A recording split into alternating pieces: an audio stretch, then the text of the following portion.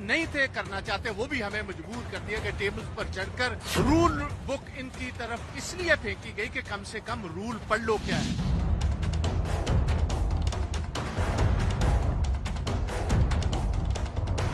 कृषि सुधार कानूनों में काला कुछ भी नहीं है, विपक्ष के कपड़ों में कालापन दिखाई देता है। केवल 74 घंटे और 46 मिनट तक ही સદન ચલા। સંસદમાં વિપક્ષના હોબાળાથી આજે રાજ્યસભાના સભાપતિ એટલા નારાજ થઈ ગયા કે ભાવુક થઈને રડી પડ્યા। મંગળવારે વિપક્ષના સાંસદોએ જે રીતે હંગામો કર્યો હતો તેનાથી વેંકૈયા નાયડુની આંખોમાંથી આંસુ છલકાઈ ગયા। Members sat on the table, some others climbed on the table of the house, perhaps to be more visible in such acts of sacrilege. I have no words to convey my anguish and to condemn such acts. As I spent a sleepless night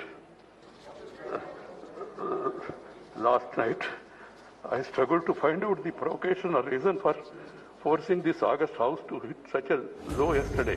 હંગામા વચ્ચે રાજ્યસભામાં OBC અનામત bill રજૂ કરાયું અને બહુમતીથી pass પણ થઈ ગયું। બિલના પક્ષમાં 187 વોટ પડ્યા જ્યારે વિરોધમાં એક પણ વોટ ન પડ્યો। પણ લોકસભાની કાર્યવાહી 2 દિવસ પહેલા જ સ્થગિત કરવી પડી। હંગામાના કારણે લોકસભામાં માત્ર 22% જ કામકાજ થયું। ये हमारी संसदीय मर्यादाओं के अनुरूप नहीं है।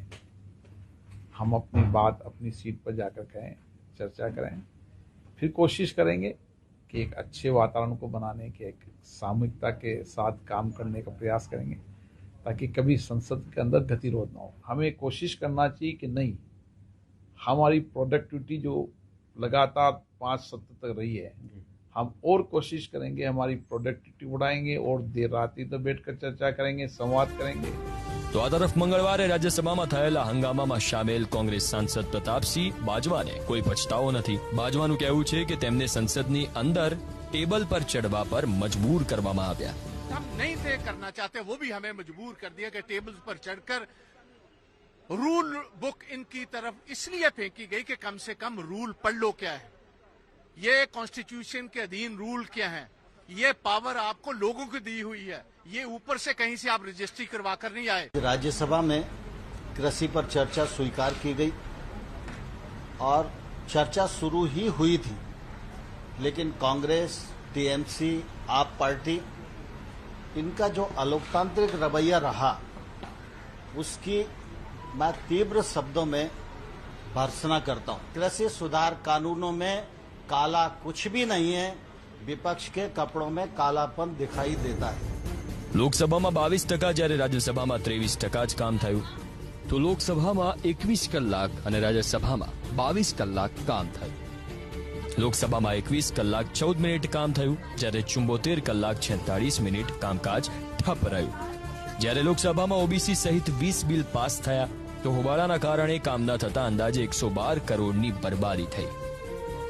મોન્સૂન સત્ર તો હંગામાને ભેટ ચડ્યું, પણ એ વાતની કોઈ ગેરંટી નથી કે સંસદનું આગામી સત્ર પણ આ રીતે બરબાદ નહીં થાય।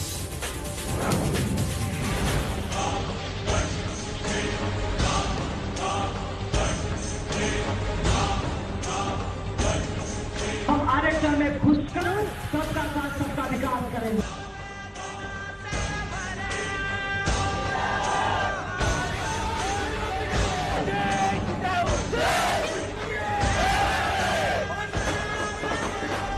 આ દ્રશ્યો ભલે જૂના હોય પણ વિરોધ પ્રદર્શન કરતા લોકો પોતાની જાતિ માટે કરી રહ્યા છે અનામતની માંગ।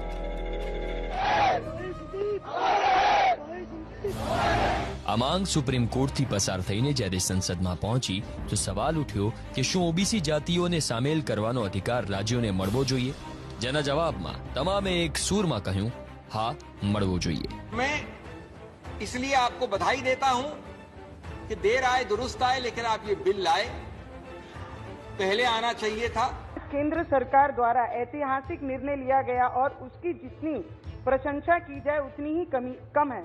इस विधेयक के पारित होने से सर समाज में जो भी सामाजिक, आर्थिक, राजनीतिक, शैक्षिक रूप से कमजोर जाति हैं उसे आज आगे बढ़ने का मौका मिलेगा।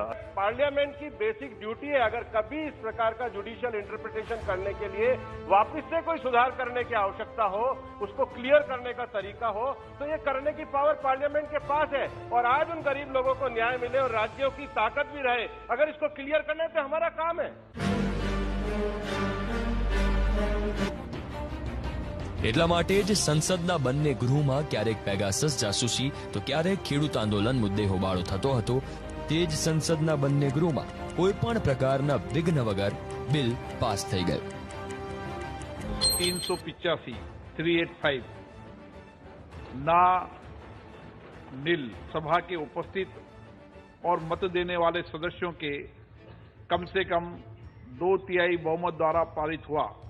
यथा संशोधित विधेयक संविधान के अनुच्छेद 368 के उपबंधों के अनुसार अपेक्षित बहुमत द्वारा पारित हुआ.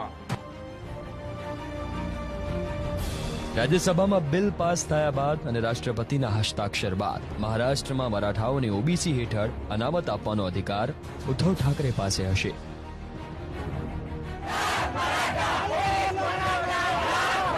ये बिल में आपने अमेंडमेंट के बावजूद भी जब तक आप आरक्षण पर जो 50% का जो सीलिंग आपने रखा है वो 30 साल पुराना है. 30 साल हो गए. 30 साल में वो ऊपर अगर आप नहीं बढ़ाओगे तो ये आज अमेंडमेंट किया है और कुछ आप बदलाव करेंगे, कुछ नहीं. ગુજરાતમાં અનામત માટે આંદોલન કરતા પાટીદારો અંગે પણ વિજય રૂપાણી સરકાર નિર્ણય લઈ શકશે. मोदी साहब, हम आपके जो विचार है ना, सबका साथ सबका विकास, हम आरक्षण में घुसकर सबका साथ सबका विकास करेंगे. તો હરિયાણામાં જાટ સમુદાયને ઓબીસીમાં સમાવવા કે નહીં તેનો નિર્ણય મનોહરલાલ ખટ્ટરના હાથમાં હશે.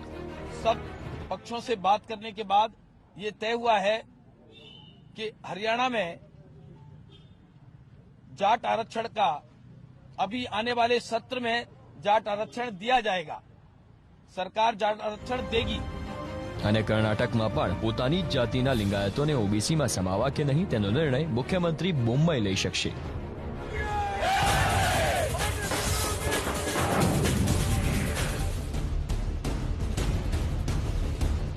દિલ્હીમાં 9 વર્ષની રેપ પીડિતાના પરિવારજનોની ઓળખ સાર્વજનિક કરવાના કેસમાં રાહુલ ગાંધીની વધી છે મુશ્કેલી.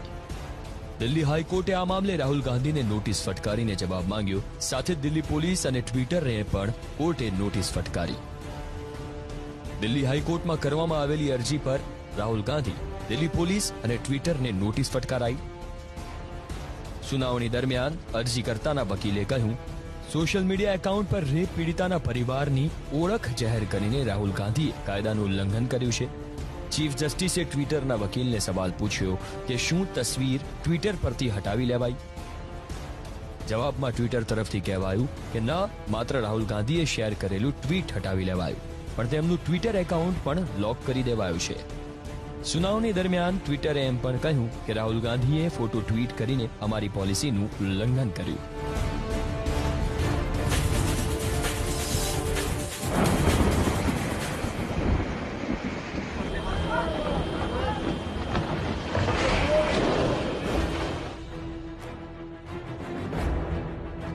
ઉત્તર ભારતના પહાડો, જ્યાં જોવા મળ્યો કુદરતનો કહેર.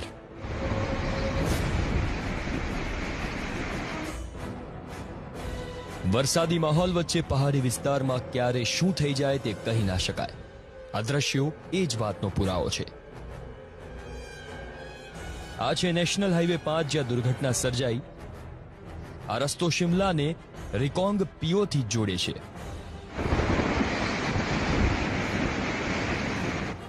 આજ બપોર સુધી આ રોડ પર તેજ રફતારથી વાહનો પસાર થઈ રહ્યા હતા. ત્યાં અચાનક નિગુલસરી પાસે પહાડો પરથી પથ્થરોનો વરસાદ થવા લાગ્યો. માત્ર એક જ સેકન્ડ અને ચારે બાજુ તબાહી જ તબાહી. એક બસ, એક કાર, ઉપરાંત અનેક વાહનો લેન્ડસ્લાઇડની ચપેટમાં આવ્યા. એવું કહેવાય છે કે બસ યાત્રીઓથી ભરેલી હતી.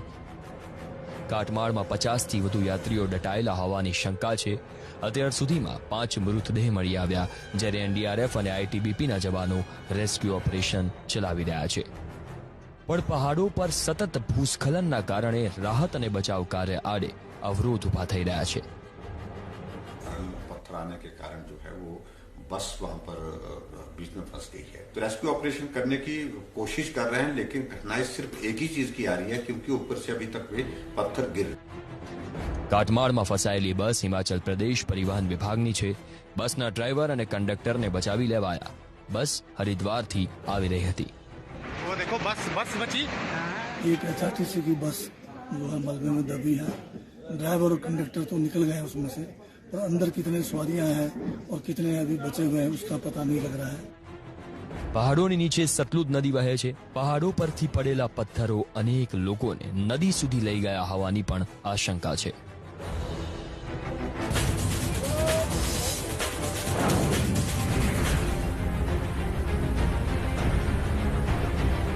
જમ્મુ કાશ્મીરના આકાશમાં સતત ઉડી રહ્યા છે ડ્રોન અને આની પાછળ છુપાયેલું છે પાકિસ્તાનનું ષડયંત્ર।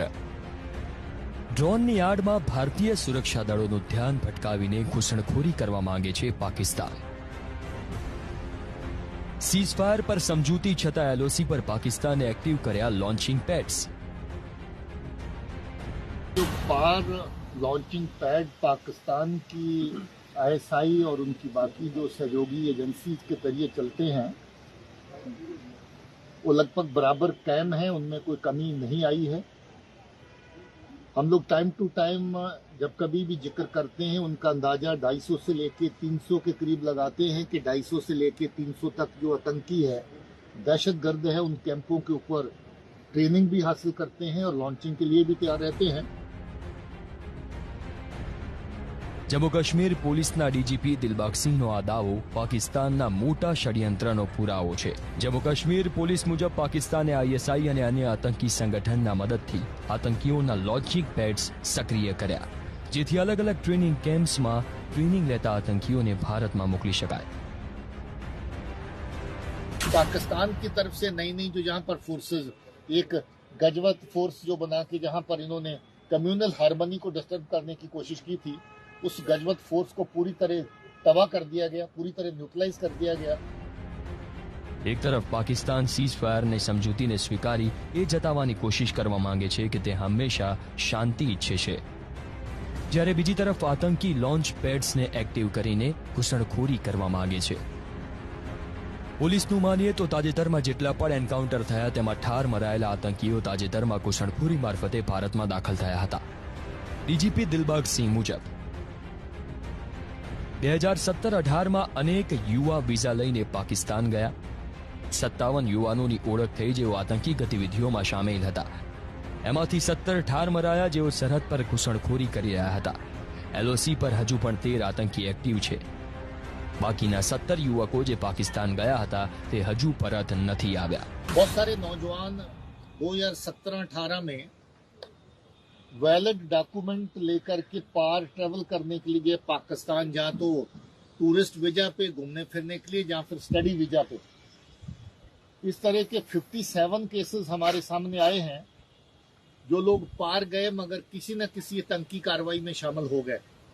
जो पार से लौट के आए उसमें से 17 आतंकी अभी तक मारे गए हैं। जो गए तो पासपोर्ट पे थे मगर आए एलसी से, बॉर्डर को क्रॉस करके आए, बंदूक उठा के आए, ट्रेनिंग लेके आए। ડીજીપી મુજબ પાકિસ્તાનની તમામ ચાલને નાકામ કરવા જમ્મુ કાશ્મીર પોલીસ અને સેનાએ કમર કસી।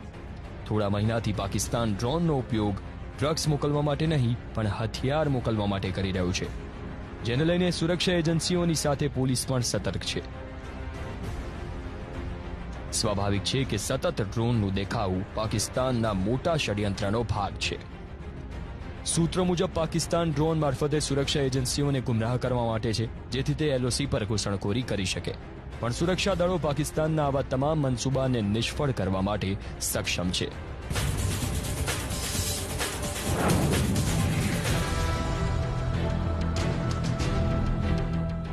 હવે જો એટીએમમાં પૈસા નહીં હોય તો જે તે બેંકને કરાશે દંડ। આ નિર્ણય લીધો છે રિઝર્વ બેંક ઓફ ઇન્ડિયાએ। ઘણી વખત એટીએમ મશીનમાં પૈસા ન હોવાને કારણે લોકોને મુશ્કેલીનો સામનો કરવો પડે છે, જેને ધ્યાનમાં રાખતા આરબીઆઈએ એટીએમમાં કેશ ન હોવાના કિસ્સામાં બેંકો પર દંડ ફટકારવાનો નિર્ણય કર્યો। આ નિયમ આગામી 1 ઓક્ટોબરથી લાગુ થશે। આરબીઆઈની સૂચના અંતર્ગત 1 ઓક્ટોબર 2021થી જો કોઈ બેંકના એટીએમમાં મહિનામાં જો 10 કલાક અથવા તેનાથી વધારે સમય સુધી કેશ ઉપલબ્ધ નહીં હોય તો તેને દંડ કરાશે. આરબીઆઈએ સર્ક્યુલર જાહેર કરતા કહ્યું કે આ નિર્ણય એટલા માટે લેવામાં આવ્યો કે જેથી એટીએમ દ્વારા લોકોને પર્યાપ્ત રોકડ મળી શકે. કેટલીક બેંક એટીએમમાં કેશ નાખવા માટે કંપનીઓની સેવા લે છે. આવા કિસ્સામાં બેંકોને દંડ ચૂકવવો પડશે.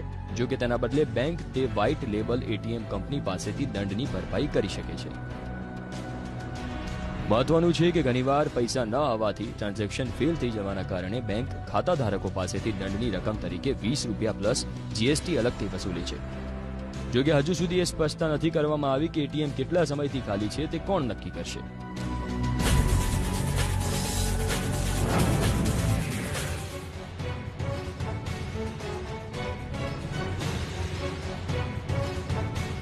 ગુજરાતમાં વધી રહ્યો છે રખડતા ઢોરનો આતંક.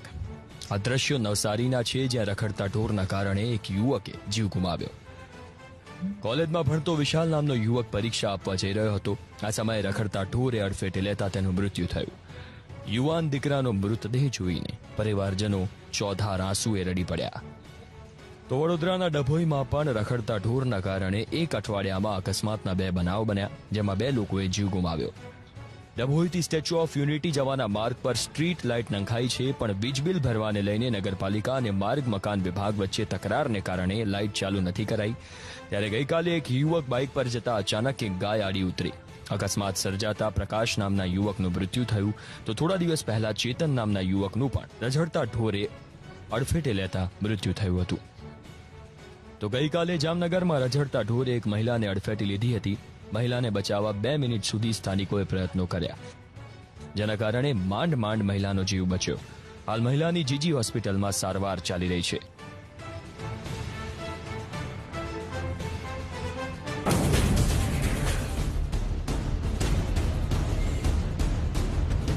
આ દ્રશ્યો છે અફઘાનિસ્તાન સ્થિત કુંદુજ એરબેઝના, જ્યાં ભારતે અફઘાનિસ્તાનને ગિફ્ટમાં આપેલા હેલિકોપ્ટર પર તાલિબાને કબજો કર્યો.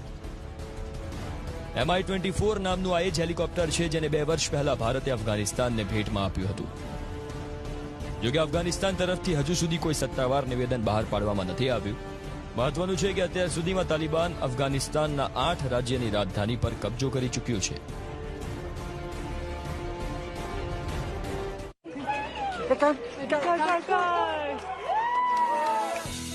એક બાળકી માટે તેના પિતા જ હીરો હોય છે.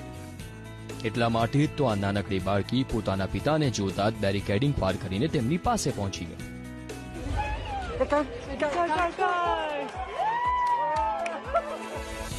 પિતા પણ બાળકને ભેટી પડે છે અને ખૂબ પ્રેમ કરે છે.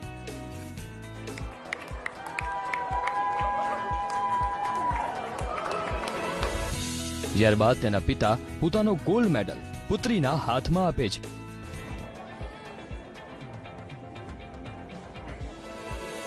તો બાળકો મેડલને જોયા કરે છે અને બાદમાં તેને જમીન પર મૂકી દે છે. તમામ બાળકોની જેમ આ બાળકીને પણ આશા હતી કે પિતા વિદેશ ગયા હોવાથી તેના માટે કંઈક ને કંઈક જરૂર લાવશે. અને થાય છે પણ આવું જ. પિતા બેગમાંથી તેના માટે ગિફ્ટમાં લાવેલું રમકડું કાઢે છે, જેને જોઈને બાળકીની ખુશી બેવડી થઈ જાય છે.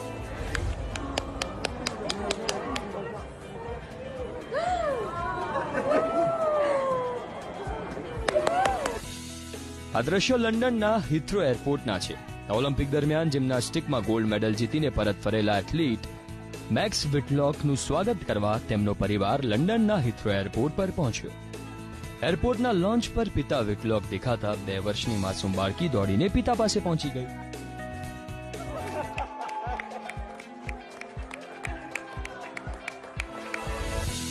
મેક્સ વિટલોક પોતાની પુત્રીને દેશ માટે જીતેલા ગોલ્ડ મેડલ દેખાડે છે, પણ આ માસૂમની ઉંમર એટલી નાની છે કે તે આનું મહત્વ નથી સમજી શકતી. રિયો અને ટોક્યો એમ બંને ઓલિમ્પિકમાં ગોલ્ડ જીતનારા મેક્સ વિટલોકનો પુત્રી સાથેનો ખૂબસૂરત વિડીયો હાલ સોશિયલ મીડિયામાં ખૂબ વાયરલ થઈ રહ્યો છે.